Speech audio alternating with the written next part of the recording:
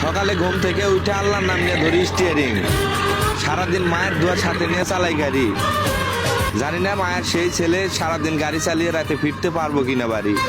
है सबसे जुदा वो दीवाना मेरा, अभी फासला है मगर ये पता है हकीकत बनेगा।